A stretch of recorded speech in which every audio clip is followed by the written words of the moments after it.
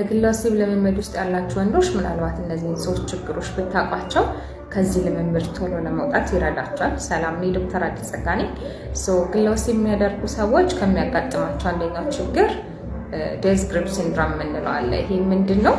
በተደጋጋሚና ኃይል ተጠቅመው ግል ወሲቡን በሚያደርጉበት ሰዓት ላይ የብልት ነርቮች ላይ የሚፈጠር ጫናና ጉዳት ብልት ስሜት አልባ እንዲሆን ያደርገዋል።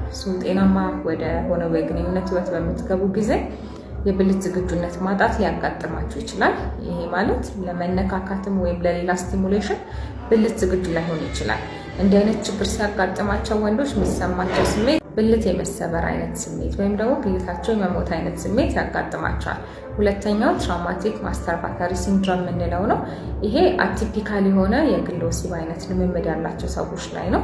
ምናልባት ከአልጋቸው ጋር ወይ ከግድግዳ ጋር ግንኙነቱን የሚያደርጉበት ጊዜ በሚፈጠር አደጋ ማለት ነው።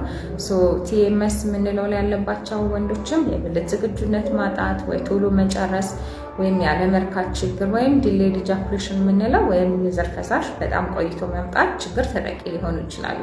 በሶስተኛ ደረጃ ፖስት ቲኤምኤስ የምንለው አለ።